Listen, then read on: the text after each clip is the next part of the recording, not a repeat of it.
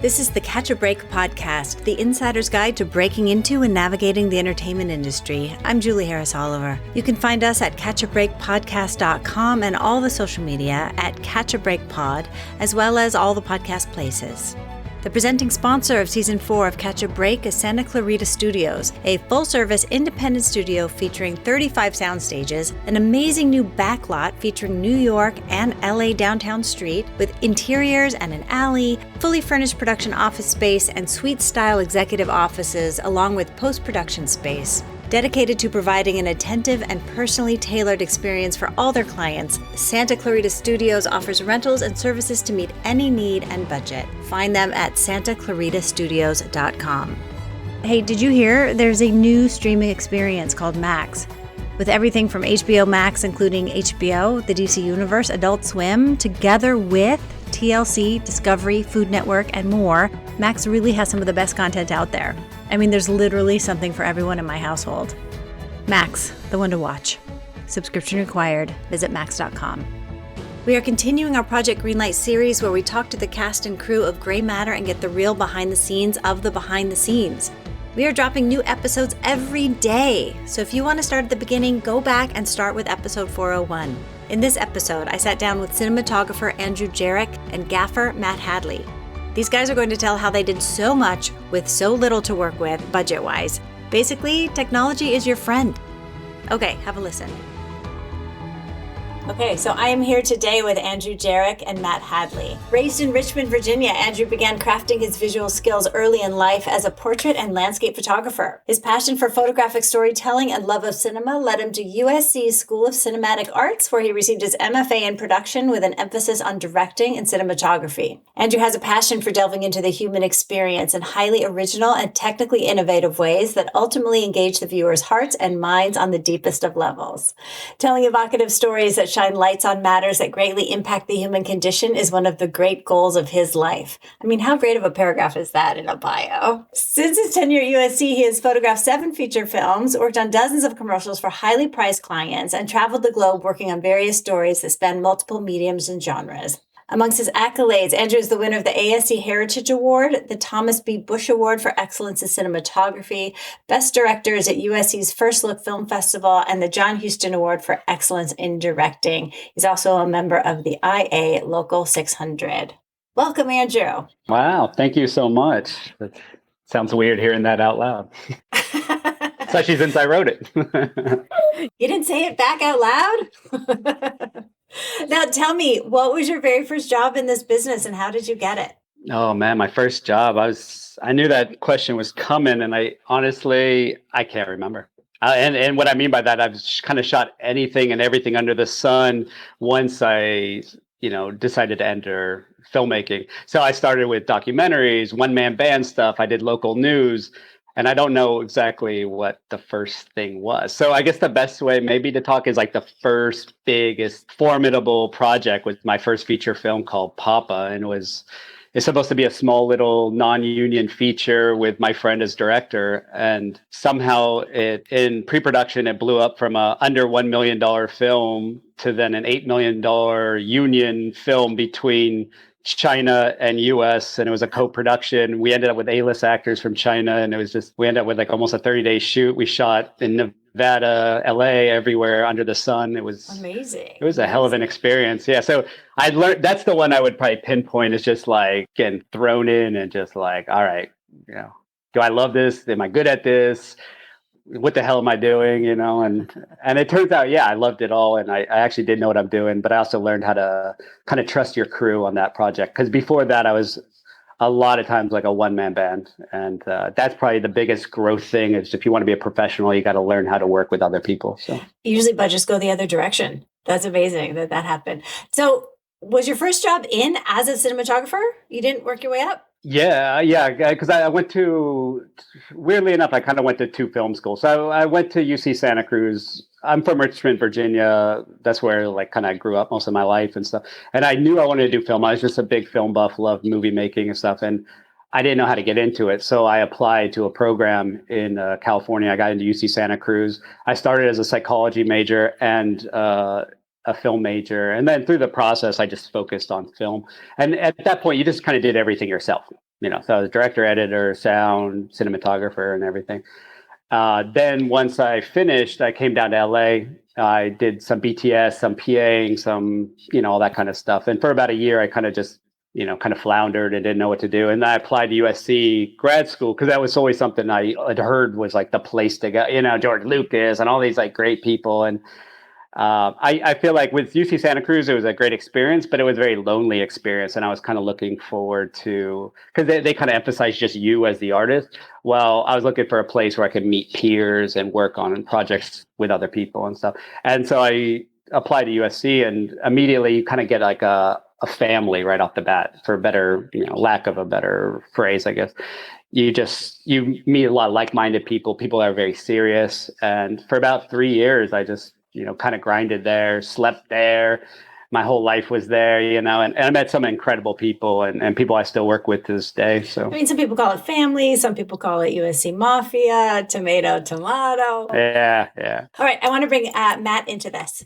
So Matt Hadley is a gaffer who started his career gaffing small commercial projects in Tennessee and Atlanta with friends from film school after dropping out of college. He spent the first half of his career doing increasingly sized commercials. Eventually, he slowly started finding some movie work, and in an effort to further that goal, he moved to Dallas, where there were some producers that he knew, and did a lot of indie narrative. Since moving to LA, he's been mostly working in the narrative space, with only the occasional dip back into commercials, and he joined the IA local and started doing bigger, better union movies since then. Welcome, Matt. Hi. Yeah, thanks for having me.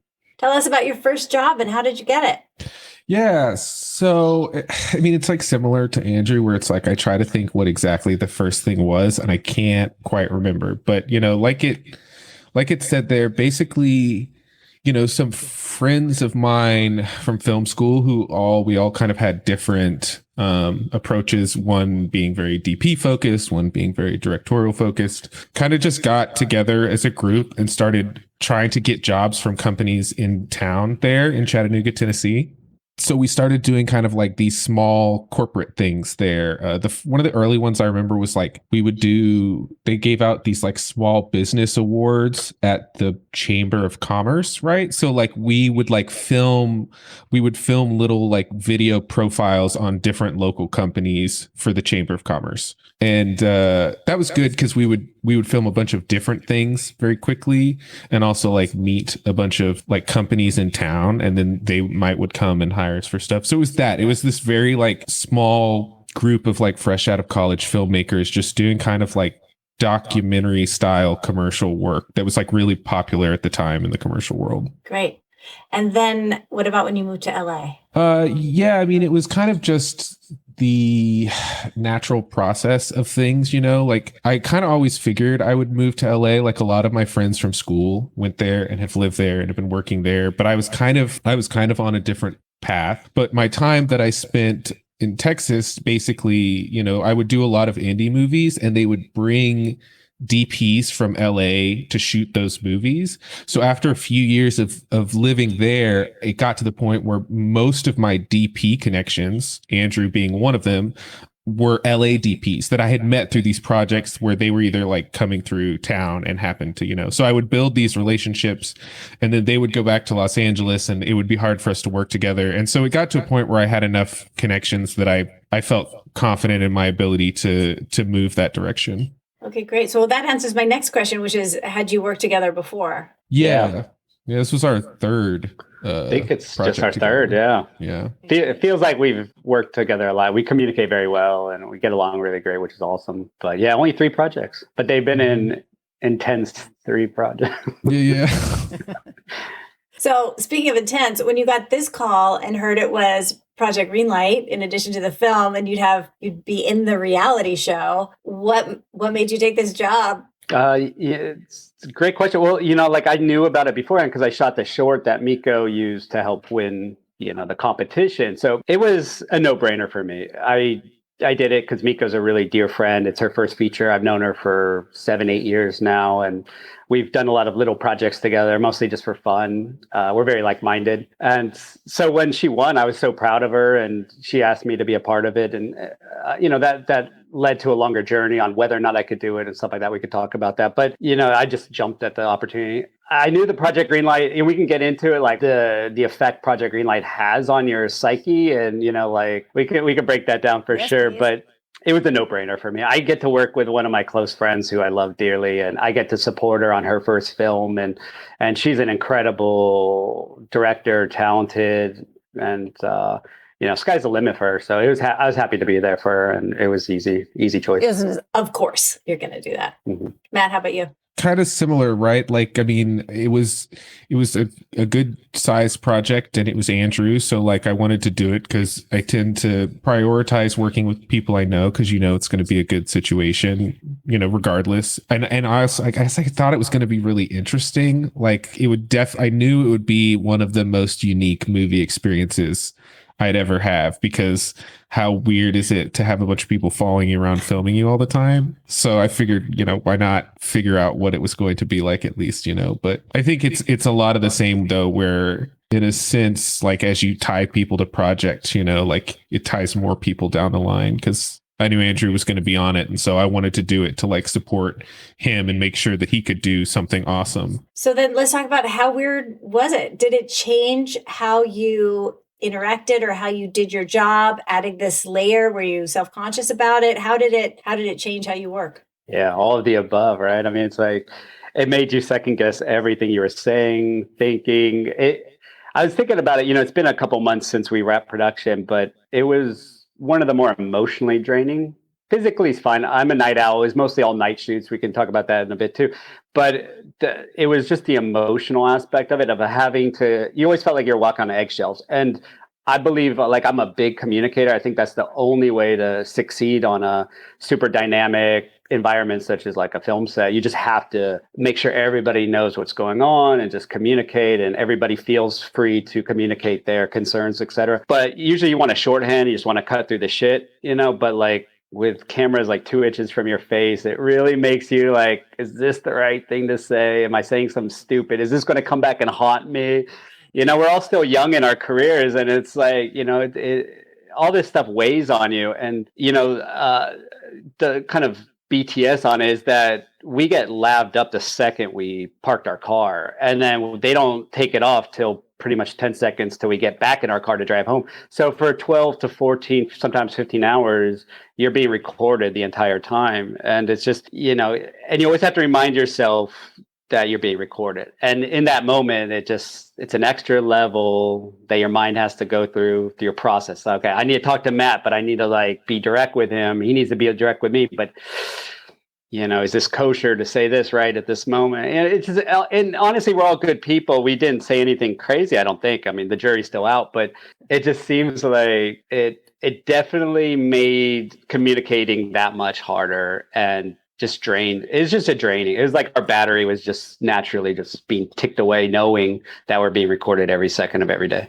Yeah, it sounds exhausting. Matt, was it similar for you? Yeah, I mean, it's hard not to kind of be constantly aware of it. It's like you said, you just check yourself before you talk a lot. And in a sense, a lot of things about filmmaking are not an exact science. So like, it's hard to feel like you want to just sit around and kind of like hash a thing out in front of cameras, when like maybe you want to put off the image that you just know the answer to everything, but like, it's never really like that. So it's like, I don't know. I feel like there's this pressure to do things well, especially because like in any like filmmaking scenario, the last one who's like ready becomes the center of attention, right? Like innately, if your department is not ready and everybody's waiting for you, everybody else is like super aware of it. And then add in that there's going to be cameras there that are like going to be right there. It's just, I think it added for me a level of stress to make sure that like my department looked like they knew what they were doing, right? Because like we're like representing the local, and like we're representing the crew base there. So it's like you don't want to end up on TV and look like you don't know what you're doing. So I don't know. I think it was just something that you always, and you'd like, and also just like you said, it's like you say something and then you're like, oh man, are they like, did they just record that? And I'm like standing off, like way off to the side of set, like just being aware of like that there's always like, oh yeah, wait, I'm being mic'd. Oh, I would have just got home every night and replayed everything I said all day, and then had just had so much anxiety. Did you have that? That totally happened. I mean, self-censorship was a word that we used amongst ourselves. We had to self-censor a lot. Yeah. And whenever we kind of broke that, because we're in the, heat of the moment or whatever, it would weigh on you. I mean, there was one really bad weekend I had where I just felt like Friday night, it just, I think we were 3 weeks in. I was just exhausted. Everybody was exhausted. And I don't know if I made a right choice, and it was all on camera, blah, blah, blah. Anyway, I went home that whole weekend, just kind of just like, banging my head against the wall, just like, man, like, is this going to come back to haunt me? Normally it wouldn't. It's just like, okay, you fix it, you move on, you try not to dwell on it. Because the cool thing about features is that you could kind of make a mistake and then recorrect the next day, because it's an ongoing process, more of a marathon than a sprint, like unlike with commercials or music videos. But on this, it just feels like every moment might come back to haunt you. So, that I remember that weekend. That was a rough weekend, and I just made a choice that I can't keep working that way, and I just need to let go, and who cares? Just enjoy the process. There was another week left, and just have fun with it. So, and then that changed. It's just a mental shift that, hey, whatever, just be myself and have fun with it. Because ultimately, you've no control over the edit, so who knows how? And honestly, who knows? Like, Matt might not even be in it. I might not be in it. You don't know. Or Matt might be the villain of the show. We don't know. Or I might. We have no idea how this is going to turn out, and we have no control over it. And one of the little side backstories was just how hard it was to crew up on this project. It was one of the hardest projects I've ever had to do. And I'm so thankful for Matt. He was kind of just like, yeah, I'm down, But because of that? Because of Project Greenlight. I mean, people were it was already in their head before they even joined the project, and they're just like, nah, it's not worth the stress. No, I don't know how they're going to represent me, and so I was losing ACs, grips, it's just, you name it. It was a very complicated show to crew up for me. Wow. Tough. Yeah. So shifting a little bit, what sort of challenges did you have to overcome for the film of it all that may or may not end up in the show? We don't know at this point what's going to be in the show, but what are some of the challenges you had to figure out how to overcome? Just part of the PGL or the movie, or? A part of the movie. Honestly, the movie, production, our schedule was tough. Like on the movie side of it, say PGL didn't exist for this project, we just made the movie as is. It was just going to be hard shooting. I mean, it was almost 18 days of night. Mm-hmm. Regardless whether or not we had day scenes, whatever. It's just the way the schedule worked out for many reasons. And then I think I heard rumblings that we were like 23 or 24 days, something like that originally. And then we ended up in the 18-day spectrum, which is always difficult, especially for a genre film. Now, if you have like two people talking at a restaurant, 18 days is actually not bad. But, we had tons of locations, action scenes, VFX, special effects, makeup, wardrobe changes. It's a complicated show. And to do that in 18 days, I mean, that's always going to be tough. And then you add Project Greenlight on top of it. It just amplified itself. And also, to be clear, Project Greenlight, they were awesome people for me. Like, I worked with them great. We got along. They're easy to communicate on my end. But they're big. They were big. And they had a big footprint. I think when I first joined it, and I think a lot of other people maybe felt this way, that they would be like a small documentary crew following us around.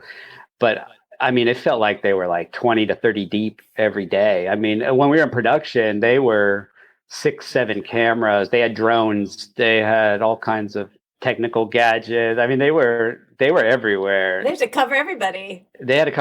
Every department was lapped up, and they were there from beginning to end. And they had longer hours than we did. And it didn't matter how big or small the location was. They were right there, and they were right there. And that.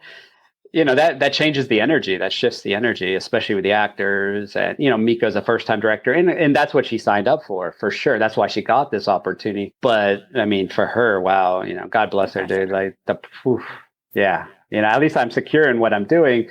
That's, her first film. That was rougher. I was glad to be there for her, and she had some other good friends that had her back. But I mean, it took an already complicated shoot and just, stuck it in the blender and shook it upside down, So how did you all prep for that, to do it in such a short period of time? I imagine you had to show up on set every day knowing exactly what you were going to try to do. Sometimes. I mean, that's where Matt came into. Matt was huge for me. He was like the MVP of my side, because shorthand is everything, especially when you don't have a lot of prep. So just so your audience, may or may not be aware, but like usually on a project of this scale, you might have 4 weeks of prep. but I would also have done a lot of prep with the director beforehand. I knew the script. Usually a lot of sweat equity would have already gone into this project on my end. But the nature of this thing is Miko got a kind of a solid but unfinished script that was meant to be worked on, and the cameras would capture that process. So she didn't write it, and she only got a couple weeks before I got brought on. I got brought on 3 weeks before production, and the script was still being shifting a lot. And so, there was no real sweat equity. Then there was just 3 weeks from reading a script that was going to change to then shooting it. And then I fought, and they were only going to give me Matt, because of budget reasons. Matt was going to come on, I think, like 2 or 3 days before production. And I don't want to waste his time. And, I respect him as a professional. So it's like, I don't want to take up too much of his time. He has other projects too. So I fought really hard to bring him on for a week early. And thank God, our UPM was awesome. Corey to listen, and he eventually agreed to bring on Matt. And that was huge for me because that shorthand just helped the process so much. I mean, we only got shot list about half the movie. I mean, shot listing's a real process. You don't do that in a day. It takes about a month to do a feature film. And so we were in good shape, I think, the first week or two. And then we started to have to rely on our, stylistic Bible and just our shorthand, et cetera, to kind of get through the last 2 weeks. So. Yeah, I think it is like killing it with prep is the way to do it on a short schedule. And like he said, like we already did have a short prep timeline. I was very lucky, and I relied very heavily on my best boy, Dave, kind of to work in tandem with me, from the logistics side of our department. It's like he was able to stay, several steps ahead, so that like we did really good notes when we were there on the scout, and he was on the scout and could basically be prepping things, slightly ahead of where we were. Right. And in a lot of scenarios, normally you'd have like a rigging team who would go and do that. And we couldn't really afford, full-time rigging team. And Dave worked a lot of magic in the way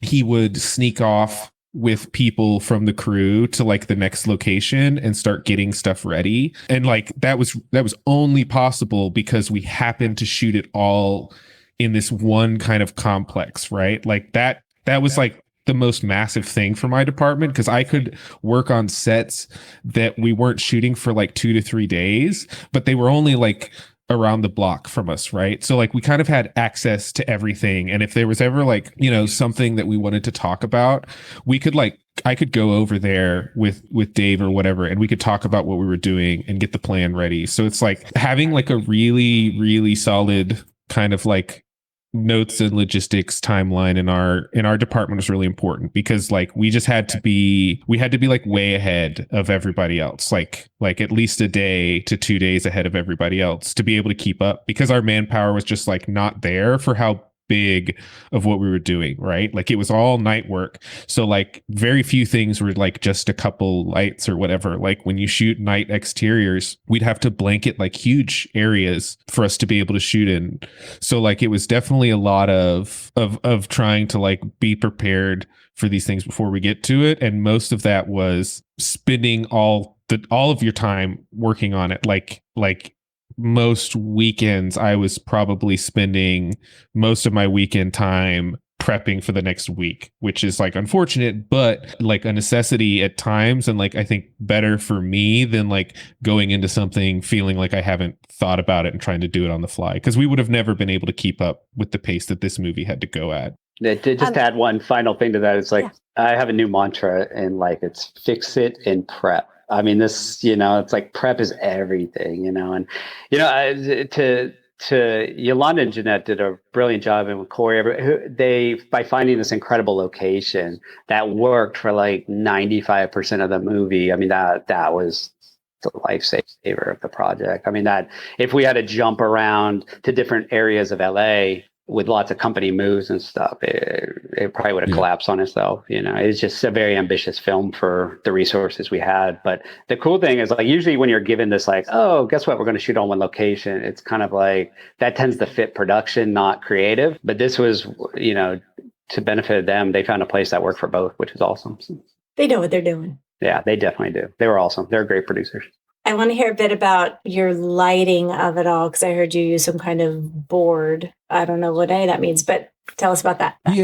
Yeah. So a thing that has been, I think, a driving factor in my success, and the reason I get along really well with DPs is like there's been this thing going on in the lighting world where DMX is becoming very popular, and wireless DMX specifically. It's basically the ability for us to control the lights remotely. It's been around for a very long time, but up until recently, like only within the past 10 years has it become kind of ubiquitous on even like smaller scale shoots. And I like years and years ago started learning it because I thought it was going to be like this really important future thing for the lighting department. And so because of that, we have a lot of capabilities that I think that a lot of smaller shoots or shoots of that scale wouldn't be able to pull off, because like normally if you want to do like complex DMX work, you need to hire a lighting console programmer, and I can do all of that myself because I went and I learned how to do all of it. And so, a thing that provides me and Andrew is, one, we can operate very quickly because it's very fast for us to adjust things on the fly with lights, right? Like we can easily dim and change the colors like very quickly, which is a thing that used to take a lot of time when it used to be like somebody had to go to each light to mess with it, right? And then, the other side of that is that it allows us to do a lot of effects work, which is something that has become kind of a common staple for us and for me in general with most of my work, is that, like the ability to program the lights to flicker or flash. Like if you look at any modern, like Everything Everywhere All at Once is a good example. Euphoria is like a good example where like a lot of the modern language in lighting is starting to become this thing where there's a lot of like on camera lighting effects that are done, which was something that used to only really get done on like much higher end movies.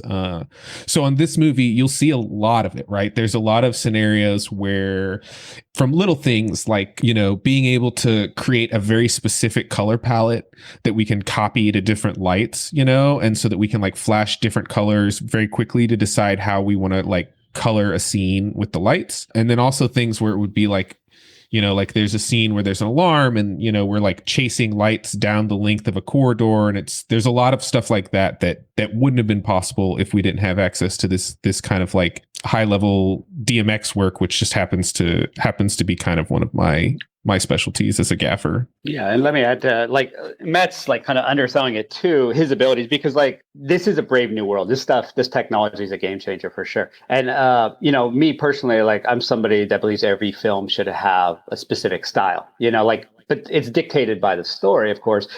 But in the past, when you didn't have this kind of resources and this technology and the people that can implement it, you might not be able to, like you had to kind of dumb your style down because you couldn't actually achieve what you wanted to achieve. But now you can. I mean, but to be said, and what I mean by he's underselling himself is like the stuff he was able to do on a project of this scale. I still believe you need a bigger film to be able to do what we were able to do. And a lot of it is just Matt's abilities, his knowledge with the tools that he has, and he's so fast at it. I mean, so we were able to do effects. I mean, he brought up Euphoria and Everything Everywhere, awesome projects, awesome stories, but they're massive too. Like I think Everything Everywhere is like a $30-40 million movie, and it's super ambitious, but it's still a $30-40 million project. So we were able to do stuff that's like still way outside, even now by today's standards, outside of our budget and schedule, just because of his abilities,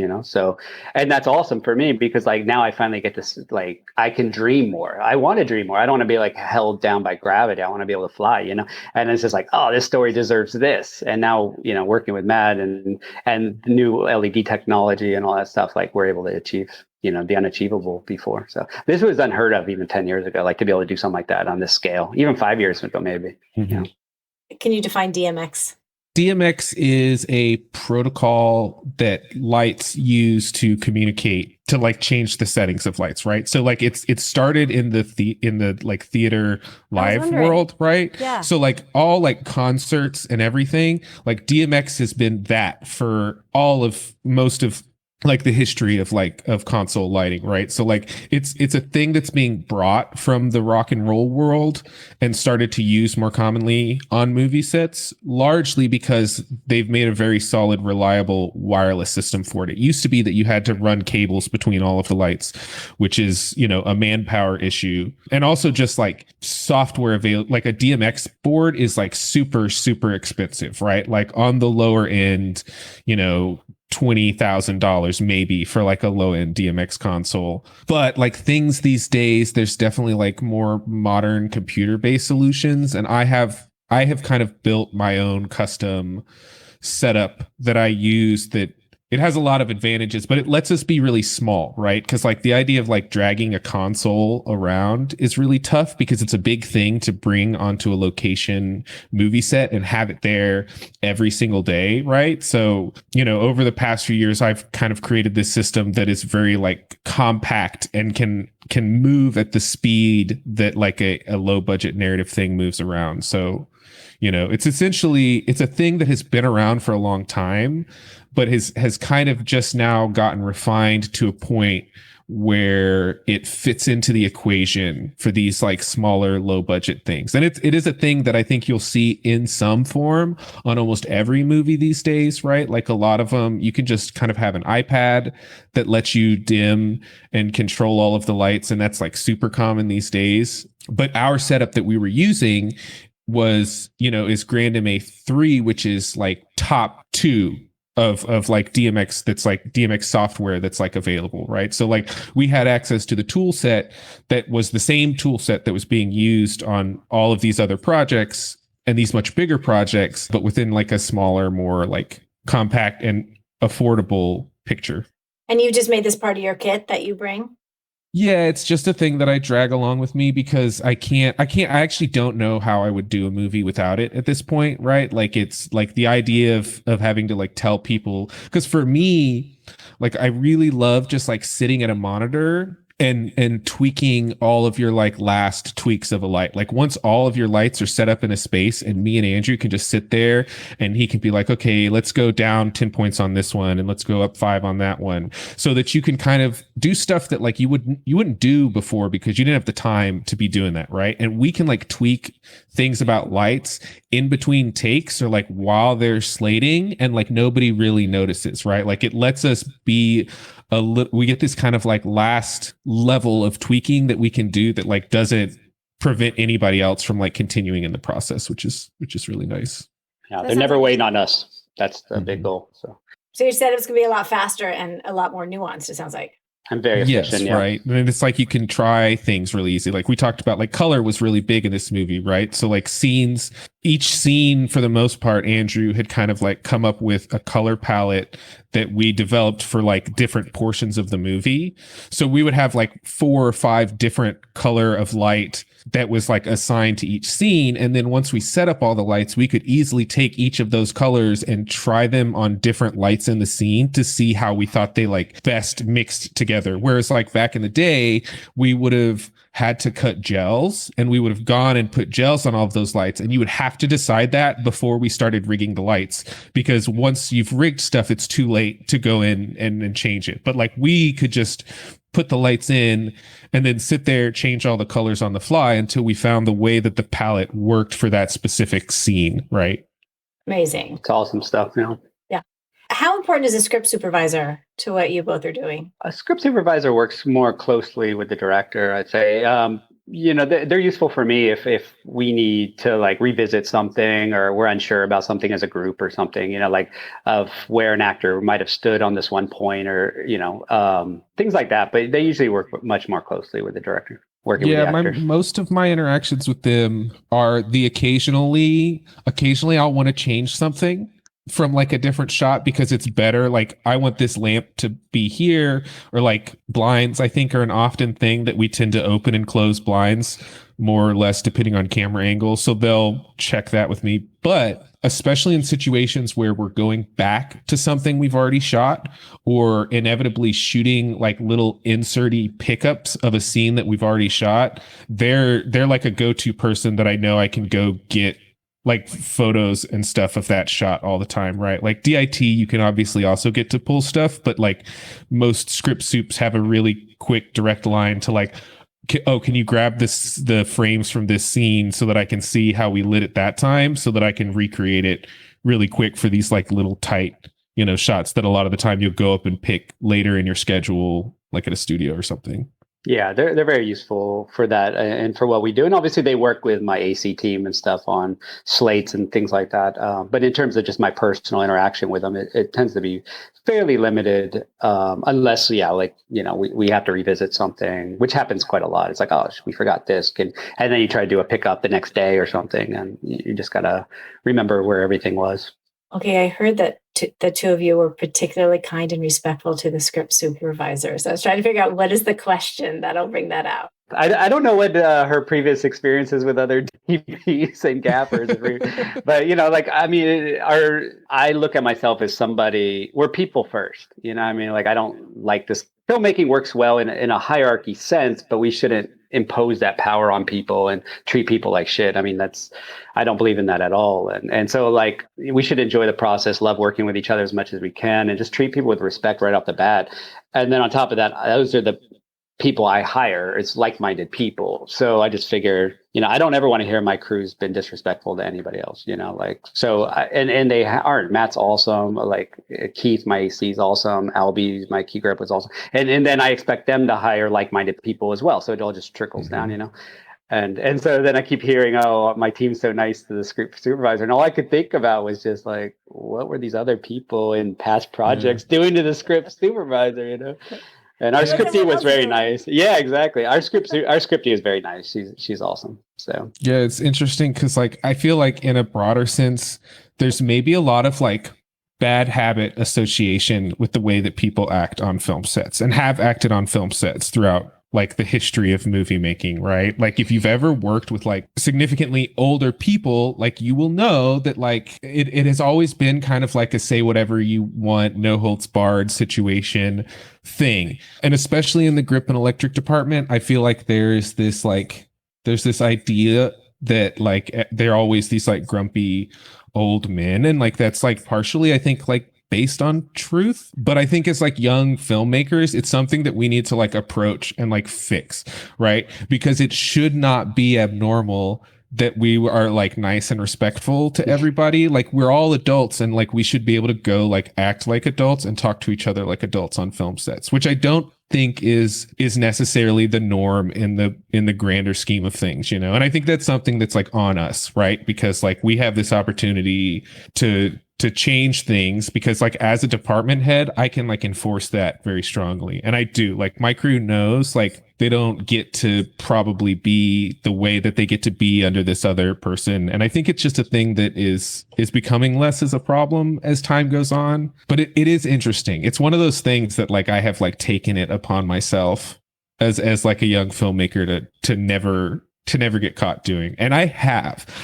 I definitely have situations where I know that I've been on like really rough movie projects where I acted in ways that I probably shouldn't have, But this movie specifically, it's like it would have been impossible. Everybody on that crew is so nice. Like it was like one of the nicest like groups of people that I've been able to work with, So it was like it's really easy when everybody is just like super respectful to each other to kind of maintain that bar, I think that was one of the things about this movie, in hindsight that I really appreciate is that like, especially like with production and everybody, it was super easy to communicate because everybody was very respectful of each other. And I don't think anybody was really causing problems, in that sense. Yeah, I definitely echo the same thing. And let's be clear, that kind of a vibe on set is top down, right? So again, I give all credit to Yolanda, Jeanette, and their team because you don't work on a project where the producers are super nice and then all of a sudden like other department heads are scumbags or the PAs verbally abusing people. It just doesn't happen. It's like it's definitely a top down thing, and they cultivated one of the absolutely most respectful, nicest crews I've ever worked with for sure. And I'm not one of those people that's like after every project, they were the best or they were the, like I know people do that stuff and I don't. Sometimes you're just like, it's over. Yeah. Yeah. Oh, many times, too many times. In fact, you kind of wonder like, why does it need to be that way? And so that's why I believe you got to lead by example. Believe in the golden rule. Just treat people how you want to be treated, and then but as a cinematographer, I have power on set, but I only have so much. So it still needs to come from producers and directors, and usually the top talent and stuff, the actors, and it cascades down. Well, it does feel like we're in a cultural shift in that way, because you're talking about environment on set was one way for 100 years, and now there's a generation coming in that has such a different tolerance for poor treatment. Thank goodness. What do you think it's just a matter of setting the tone and people behaving better, or do you think it'll take more than that? I'm one of those people that, again, if everybody actually followed the golden rule, 8 billion people, 90% of the world's problems go away immediately. So I think you got to lead by example, and that's the very least you can do. Obviously, if you get more power in the industry, you can say you're a studio head or a CEO of your production company, you might have more power over the situation. But on each project, at the very bare minimum you can do is just lead by example and treat everybody with respect from the get-go. And that, I think, if it amplifies, because people like that, and then I hear it all the time. Thank you. I appreciate that. And I'm like, I don't do it for compliments or anything. I do it because that's just the environment I believe should be cultivated. But it's nice to hear that, and I hope it carries on. And people are like, "Oh, I remember when I was on this one set, and everybody was treated. It was so much better being treated with respect, and now I'm going to do the same." And and I think it's just that can spread like a wildfire in the best way possible. Yeah, and I think people are just less, like you said, like less likely to do things in situations where it's like that, right? Like, because like in film, we're in this kind of unique position where we choose what we do, right? Like you choose your jobs. And I think that, for me, if I end up in a situation where somebody's like not great to work with, I'm just not going to work with that person again. And while I think that's like very localized and that like it solves the problem for me and that like I'm building relationships with people who see things the same way that I do, I think as a whole it's just going to move that way because everybody is starting to see that like it doesn't have to be that way and that it doesn't actually benefit anybody. So like people will just not hire people who are assholes, right? Like you're just not going to hire somebody if you don't want to work with them. And that I think will slowly kind of like breathe the curve out where it's like there's just not as many people who are getting work because there are so many people in it now who are very talented and who are very good to work with, right? Like the pool is huge. Like the film industry's never been accessible like this, right? Like I think people used to really fear for their jobs in the film industry that like one slip up would get you fired or I really just need to put up with this because it's the only way for me to like get into this industry. But there's so many avenues and there's so much availability of work that like I think it'll just be that eventually people won't be able to hire people if they want to act that way because everybody will just know. Yeah, scarcity is not our current problem. No, not at all. And I was blessed with a great mentor, Peter Levy. He's an ASC cinematographer, and he's had an incredibly long and wonderful career. But a lot of our talks are like what it was like in the past and stuff. And yeah, it was, department heads were like more like magic men back in the day. Like the talent pool was so much smaller, and people didn't know how they did the things they did, and so there was a higher tolerance for if somebody did have an attitude problem and they were in charge, but they knew how to do something nobody else knew how to do. And so it was just like people just put up with that because at the end of the day, they just want to, they wanted the project to be great or they want to make money. And that's not the way it is anymore. Like Matt said, the talent pool is just astronomical. And if there's a will, there's a way. I mean, there's no that many secrets anymore. It's all you can go to film schools, you can watch how movies are made, read books, you can be on set. I mean, there's a million ways to learn how just about anything's done now. So, there's no reason to bring that kind of negative attitude. And that's such a positive shift in the industry. So I applaud that 100%. So much of our life's spent on set. So who the hell wants to be, and I've heard those stories too from different key grips and stuff like that. They would, because everybody works with different people. So they're like, oh, thank you for communicating to me. My last boss would just throw things at me. And so I'm just like, what world like, how is that? That's insane to me, How is that allowed to go on for 100 It's years? insane. It's insane. It's just because of accountability, right? And they were protected. They were a protected class of, they were obviously very talented at their job, but they, kind of created little dictators, little narcissistic power tripping dictators. And, that's just not the case anymore, thankfully. At least it's starting, I'm sure they still exist. I know they do, but hopefully, like Matt said, they're going to get weeded out eventually. All right. You're giving us hope for the future. Yeah, me too. It's our future too. Just, Yeah. Tell me your favorite memory from Gray Matter.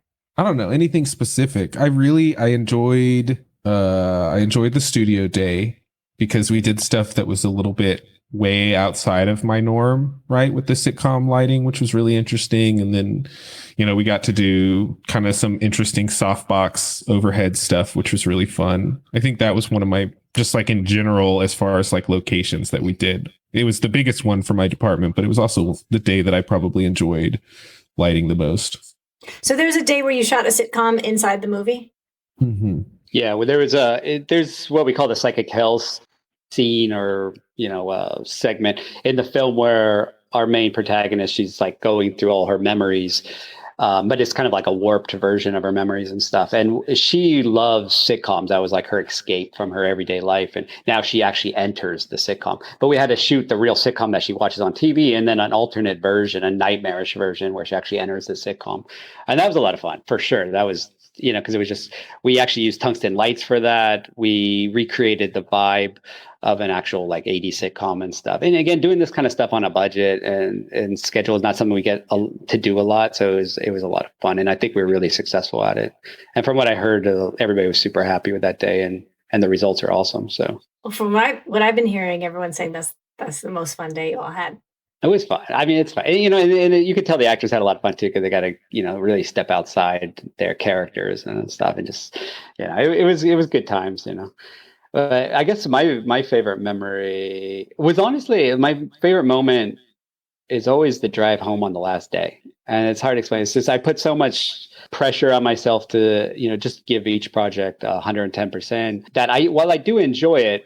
I have a lot of fun on set. I'm also very serious on set. And again, it's a marathon. So you're like, it's hard to be like, I did great on Tuesday when you have a big obstacle or a big challenge on Wednesday, So on this film, I was particularly proud of myself and my work and my team on the last day at the drive home. I was like, job well done. Yeah, job well done. Especially because we were driving home at like 9 a.m. or so. So it was like our location was in Pomona, California. So it was about an hour from LA. And so, it was a nice, calm drive home, and just the sun's coming up and everything. And just kind of like, yeah, job well done. And it's good. It only lasts for about a week, that feeling, but you gotta enjoy it. You gotta enjoy it. What did you have on the radio at that moment? Did you have a soundtrack for this? The wind. That's how I do. Yeah. Just, I lower the car windows and just blow. Dead silent. I can't believe this is over. It's funny because I didn't let it. It's hard to want to say when it was over was the best part, but like he's super right? Like you can't really let yourself celebrate anything because you always know there's something like that. You're like, oh, well, this was the thing that I was most worried about. But then, next week something comes up that is like a big problem and you have to solve it or whatever. Like being able to be like, I don't have to worry about anything and I get to just like sleep without like worrying about anything is the best feeling in the world, because it's like I think that movies tend to be very all consuming compared to a lot of filmmaking. And like, I think similarly to him, it's like, literally it'll be the first time since I officially agree to do the project that I'm not worried about something. Like every other second between that, in the back of my head, I'm thinking about something that has to do with that movie, right? Like you can't ever really let it go. So you can release the mental load for a minute. Yeah. And we did what we wanted to set out to do. I mean, there's other reasons you might celebrate the last day of a shoot, especially some of the more insane ones. But this one, it just like you felt like, wow, you put yourself in danger with the documentary. You put yourself out there, I should say, not danger, but you put yourself out there in a way that you might not have been comfortable with. So, you deserve credit for that. But then also I do believe we had, excelled at telling the story we wanted to tell. So it was like a win-win. And those, you don't always get those, on every project. Sometimes you leave a project with regret or something, or you didn't get along with, this production team or whatever. But on this one, it was just like everybody was super cool. We put ourselves outside our comfort zone. So we did, we should be proud of ourselves for that. And then on top of that, like we actually made the movie we set out to make, so like it was a unique, like really, really good feeling. So that drive home was special for sure. So. Yeah. And what a vulnerable thing to do, to be under the microscope as you do it. Yeah. Yeah. We'll see how it all turns out. Yeah, we'll see. I mean, it's still waiting to see how that turns out. Yeah, the jury's out on that one. That's funny. I hear like 2 episodes will be kind of dedicated to the production, but obviously I'll be involved in the prep of it, and Matt had influence on prep too. So we don't know how much we're going to be in this thing, but yeah, the jury's out on it. So. Well, it's going to be way more fun for me to watch it now, having met all of you. I will be tuning in. Well, let me know how it goes, because I probably will not. I've thought about this a lot. I don't think I'll be tuning in, only because I just I experienced it. I put myself out there. I'm proud of that. I'm proud of everybody. Onward and upward, Yeah, I want to keep that memory. Exactly. I don't want to be like, oh, that's what they used. Oh, that's the moment they chose. Oh, All right. Well, that brings us to a martini shot, because although this has felt like 5 minutes, it's been an hour. So you all know what a martini shot is. I'm going to ask you the last question of the podcast. So my question is, what advice would you have for someone who is just getting in and wants to do what you do?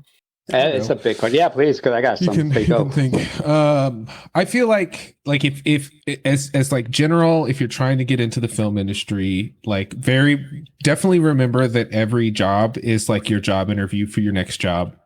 It's like super basic, but it's really important, right? Like that is like, if you getting more, like you don't really like go search for work in the film industry. You leave an impression that gets you recommended for more work. That's like the most common way. So like definitely always be trying to come across as the person who's like working really hard and trying to like learn about, like, if you don't understand a thing, ask about it and learn it, right? Like, I think that a lot of people might be nervous to say, I don't know what that thing that you just asked for is, or I don't know how to do that. Ask. It's different now than it used to be, and people want to teach you. And if you show that you want to learn, they will take that time, to teach you. And specifically, if you're interested in the electrical department, learn about DMX. It is so important, and it is a thing that, like, on every scale of movie, you kind of always end up needing a few people on your crew who understand the ins and outs of like setting up the network.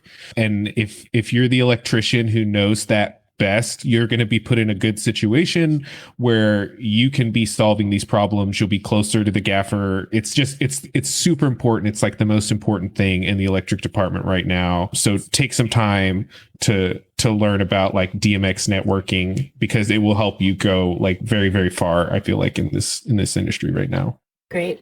Yeah, I mean, that is all absolutely great advice. I mean, the other things is just like knowing what's the most important stuff in this industry. One is, I think people think talent's number one. That's not true. It's perseverance, 100%. Like you have to believe in yourself, define goals for yourself, or the industry will define them for you. So like, if you want to get into narrative, like what kind of narrative, like features, TV, miniseries, and then on top of that, what kind of genres do you like? Do you like dramas? Do you like horror films, etc.? It's too vague to just be like, I want to make movies or something. Really define it for yourself, or you might find yourself in the industry, but there's a way that it's like a river. It's got a current, and it will shift you in a way you might end up for 10 years and you didn't realize how you got there. So, as early as you can, define what you truly love about the industry, and then use that as your North Star. Absolutely. It's a people industry first. People ask me all the time, like, because I went to USC, I got my master's there. They're like, hey, was it awesome? Was it worth it? Should I go to film school? And that's a personal choice. You do not have to go to film school to succeed in this industry. But what going to a school like USC does is it gives you that family or that mafia or whatever you want to call it. It just gives you a network, because it's a people industry first and foremost. I mean, I would say 95% of my jobs for the first 5 to 7 years right out of school were all just my peers who were just working together. And that was super invaluable. Now my network's branched out beyond that, but you get this beautiful experience of just having like-minded people to work with right off the bat, so that's kind of what film school's most useful for. So if you feel like you don't have anybody, you're moving to LA, you don't know anybody at all, film school might be a good option for you. But like I said, you don't have to. So just define your goals, know it's a people industry and all that entails, and then just never give up. Those are kind of the most basic strong advice. And, trust your voice, like that. And the other thing, at least when it comes to cinematography, to be specific, I see this a lot. Roger Deakins has talked about that. I completely agree with him. He's a master. He's like, people convince beautiful imagery with great cinematography. Know that we're storytellers first and foremost. We're not here just to make cool shots. Now, if you want to make cool shots, more power to you, but like, we're here to tell a whole story and the journey, capture the visual psychological journey of the themes and the protagonists and the antagonists and their journeys from beginning to end. And that's what we do, and everything else that entails. But like, just doing a cool shot is not what we do, So know that cinematography, some of the best cinematography is ugly cinematography, because that's what the story demanded. And so just free your mind of these concepts that it needs to be like this visual, beautiful whatever each and every time. It doesn't. Sometimes you need to be muddy and dirty and gritty. Other times you need to be glossy and sexy and colorful. It's just, it's all comes from what's the needs of the story. So. Great. Thank you, Andrew Jeric and Matt Hadley. Thanks for joining Catch a Break. Awesome. Well, thank you so much, Joy. It was a pleasure. Thank you for having us. This has been Catch a Break, Project Greenlight Edition. I'm Julie Harris Oliver. I'd like to thank our guests, Andrew Jeric and Matt Hadley. And special thanks to Groovy.com, a dynamic platform that connects people to productions worldwide. Please check out our website at catchabreakpodcast.com and follow us on all the social media. Catch a Break is produced in partnership with Catchlight Studios and the Other 50%. Our theme music, Mantra for a Struggling Artist, was composed by Andrew Jocelyn. Thanks for listening, and be sure to go watch Project Greenlight and then come check us out for the behind the scenes of the behind the scenes. Next up, we talk with the production department, Corey Sklove, Miranda Pacheco, and Fiona Wiederman. How do you do your job while sharing a production office with the docu crew that is following you? Also, with no budget and during a COVID surge. In the meantime, I hope this helps you to catch a break.